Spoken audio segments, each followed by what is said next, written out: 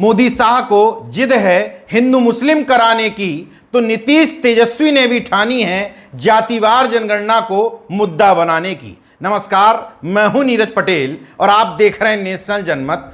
2 अक्टूबर यानी गांधी जी और शास्त्री जी की जयंती के दिन नीतीश कुमार और तेजस्वी की जोड़ी ने मोदी सरकार को जोर का झटका धीरे से नहीं बल्कि तगड़े से दे दिया है।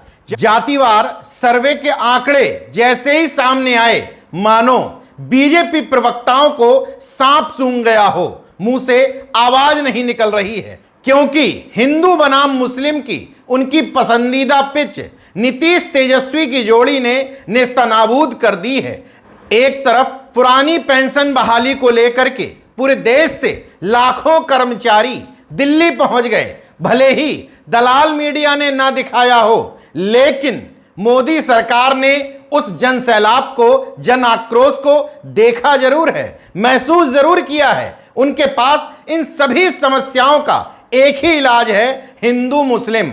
महिला आरक्षण बिल में ओबीसी एससी की महिलाओं के लिए आरक्षण मांगा गया तो उन्होंने रमेश बिधूड़ी जैसे सांसद को आगे करके हिंदू मुस्लिम कराने की कोशिश की, लेकिन अपने आका को खुश करने के लिए रमेश बिधूड़ी भावावेश में इतने बह गए कि उनकी भाषा असंसदीय छोड़ दीजिए, बदतमीजी और गाली गलौज के स्तर को भी छू गई। बीजेपी को लग रहा था फायदा होगा, लेकिन रमेश बिधूड़ी की भाषा ने नुकसान पहुंचा दिया। अब महिला आरक्षण में जो फायदा लेना चाहते थे जागरूक लोगों ने, उसमें आरक्षण को सवाल बना दिया। इसके बाद तेल पानी लेकर के लाखों की संख्या में कर्मचारी दिल्ली पहुंच गए। फिर नीतीश तेजस्वी की जोड़ी ने जातिगत सर्वे करवा करके आंकड़े सार्वजनिक कर दिए। अब मोदी सरकार के हाथ में बचता क्या है? महज हिंदू मुस्लिम करना। जैसे ही बिहार सरकार जातिगत सर्वे जारी करती है, दलाल मीडिया ये नहीं बताती कि वहां ओबीसी की आबादी 63% से ज्यादा है और संपूर्ण बहुजन वर्ग को अगर मिला दिया जाए तो यह 85% से भी ज्यादा ठहरती है। और सामान्य वर्ग की आबादी, जिसमें सामान्य वर्ग में आने वाले मुस्लिम, क्रिश्चियन, सिख सब घुसे हैं, फिर भी यह आबादी 15% से ऊपर नहीं पहुंचती। ये नहीं बताता है मीडिया, बल्कि बता रहा है कि बिहार में हिंदू आबादी 82% से ज्यादा है और मुस्लिम महज 17% है। दलाल मीडिया का ये बताने का उद्देश्य भले ही अगड़ा पिछड़े की लड़ाई को हिंदू मुस्लिम बनाना हो, लेकिन इनडायरेक्ट ये तो बता ही रहा है कि बिहार में हिंदू कतई खतरे में नहीं है, क्योंकि उसकी आबादी 82% से ज्यादा है। बहरहाल, जब बीजेपी को समझ में आ गया कि अब लड़ाई 85 बनाम 15 की हो जाएगी तो उसकी तो हालत खराब हो जाएगी, तो उसने फिर से असम के मुख्यमंत्री हेमंत बिस्वा शर्मा को जिम्मेदारी पकड़ा दी हिंदू मुस्लिम कराने की, और उनका बयान सामने आ गया।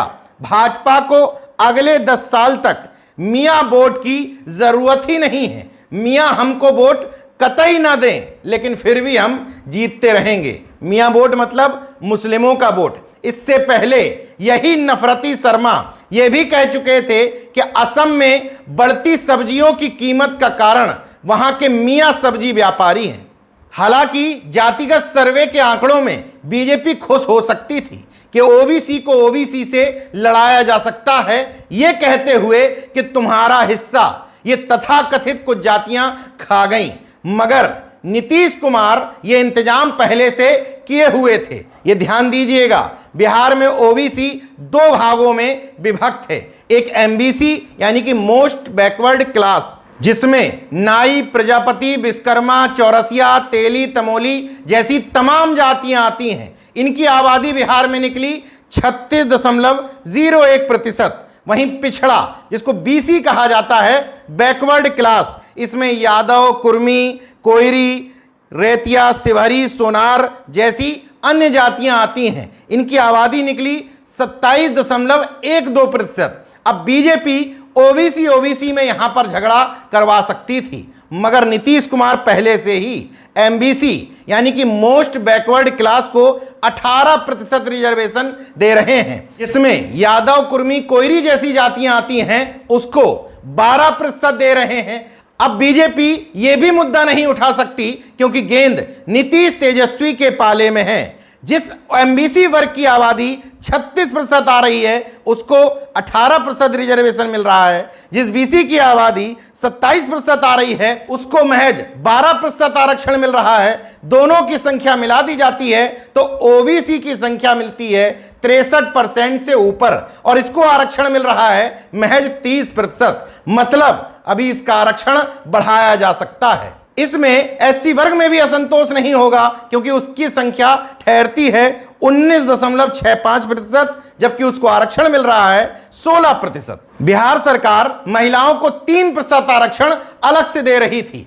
हां, इस जातिगत सर्वे से सबसे ज्यादा नुकसान बीजेपी के अलावा सवर्ण समाज की 3 जातियों ब्राह्मण, राजपूत, भूमिहार को ही नजर आ रहा है, क्योंकि अभी तक बताते थे कि हमारी संख्या इस विधानसभा में इतनी है, इतनी लोकसभा में प्रभावशाली है, लेकिन जातिगत सर्वे ने बता दिया कि कुल मिलाकर के बिहार में तीनों की आबादी को भी जोड़ दें तो जनसंख्या 9-10% से ऊपर नहीं पहुंचती, जबकि यादव अकेले ही 14% हो जा रहे हैं। कुल मिलाकर के नीतीश तेजस्वी की जोड़ी ने पूरे देश को राह दिखा दी है, क्योंकि देश में पहला राज्य बन गया है जिसने जातिगत सर्वे जारी करके राजनीति की दिशा को ही बदल दिया है। भारतीय जनता पार्टी चाहती है कि राजनीति किसी भी तरीके से हिंदू मुस्लिम पर आकर के टिक जाए, मगर नीतीश तेजस्वी की जोड़ी ने यह साबित कर दिया है कि वो राजनीति की दिशा को